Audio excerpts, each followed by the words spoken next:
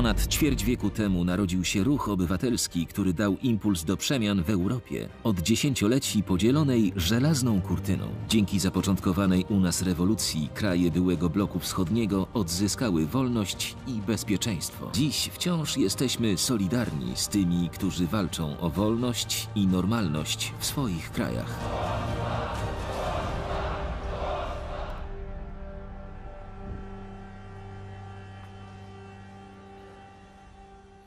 Szanowni Państwo, to ogromny zaszczyt móc powitać Państwa dziś na Zamku Królewskim na wielkiej gali wręczenia Nagrody Solidarności imienia Lecha Wałęsy. Zaczęło się w Polsce.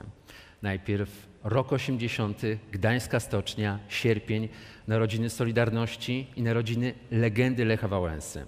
A potem 4 czerwca roku 89 i wybory, które przyniosły nam wolność. Pozwólcie Państwo, że zaproszę na scenę szefa naszej dyplomacji, ministra spraw zagranicznych, pana Radosława Sikorskiego. Szanowni Państwo, Nagroda Solidarności imienia Lecha Wałęsy jest jedynym na świecie wyróżnieniem przyznawanym przez państwo, które dzieli się doświadczeniami udanej transformacji od dyktatury po demokrację.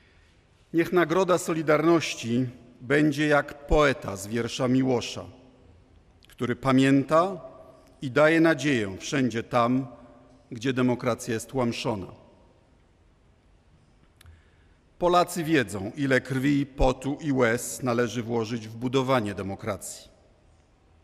Dlatego pragnę w stronę laureata, ale też wszystkich obrońców praw człowieka na świecie, skierować słowa, które są parafrazą pierwszych wierszy hymnów narodowych, tak Polski, jak Ukrainy.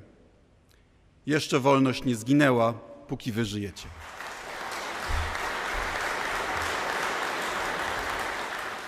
Szef szwedzkiej dyplomacji niegdyś, także premier Szwecji Carl Bildt, wiceminister. What happened here a quarter of a century ago created a new Poland, paved the way for new Europe and changed the course of the world. It was, of course, a rotten and an evil system waiting to be relegated to the dustbin of history. But it was no less the result of the efforts of truly dedicated individuals that had held to their convictions even during the darkest of years and hadn't wavered, however great the pressure had been. Their names are now part of the history of Europe, indeed of the world.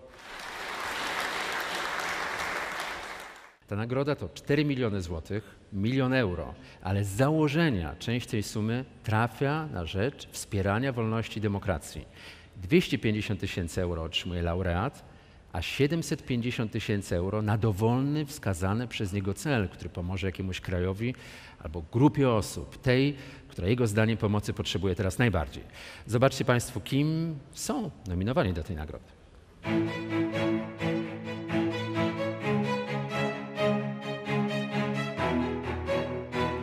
Ghana, dr Emmanuel Jimach Boadi. Egipt, Nevin Melek. Kenia, Juliana Rotich. Australia, Michael Kirby. Gwatemala, Norma Cruz. Kuba, Dagoberto Valdez Hernandez. Niemcy, Joachim Gauck. Ukraina, dr Arsenij Jaceniuk. Mustafa Abdul-Dżemil Dżemilew. Lech Wałęsa, bardzo proszę. Solidarność ma obowiązek zauważać wszystko to, co dzieje się źle i próbować znaleźć rozwiązanie.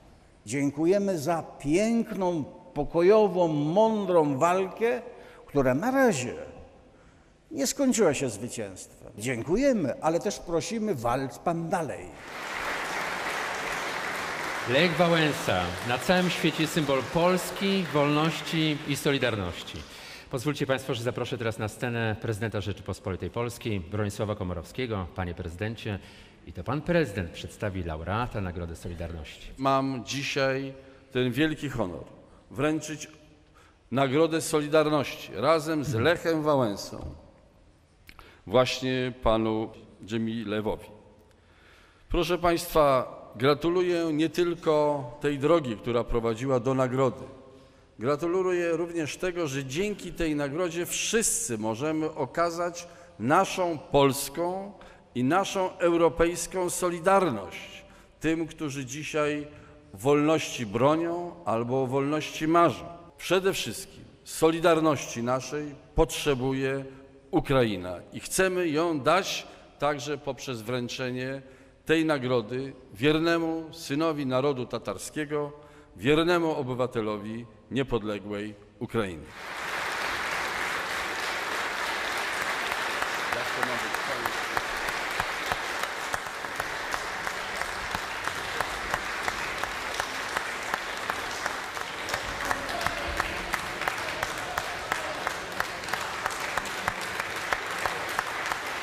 Diğer toplumlarla beraber eşit bir millet olarak yaşamak istediği için hareketimize büyük bir manevi destektir, dayanışmadır.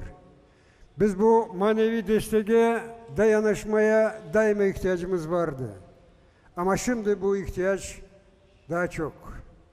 Çünkü bildiğiniz gibi bizim halkımız ve umumen bizim Ukrayna devletimiz büyük tehlikededir.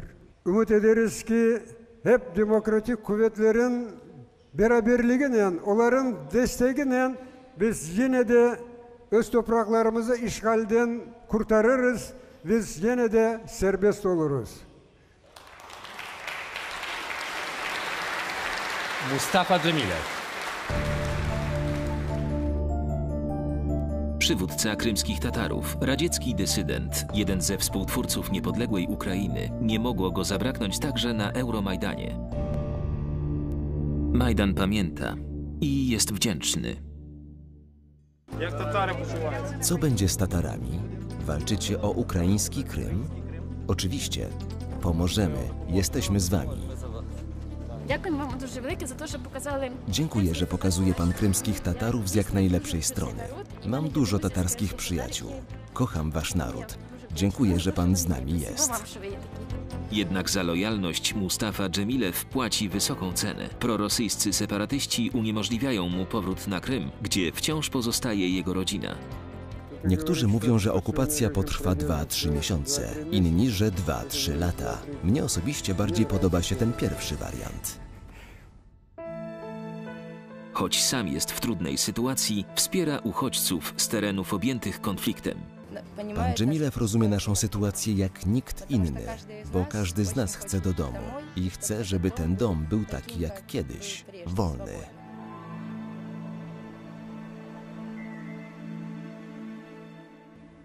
Mustafa Dżemilew.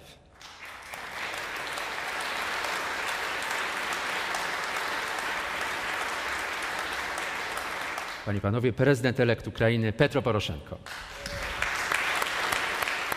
Nagroda Solidarności was introduced to my great friend Mustafa Dżemilev, great Ukrainian hero, Ukrainian patriot, the leader of the Crimean Tatar, which now standing still for the Ukrainian sovereignty and for the Ukrainian independence, standing for freedom, standing for democracy.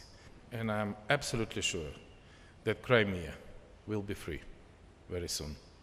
And Crimean Tatar, together with Ukrainian, build up in Crimea democracy and freedom. Thank you.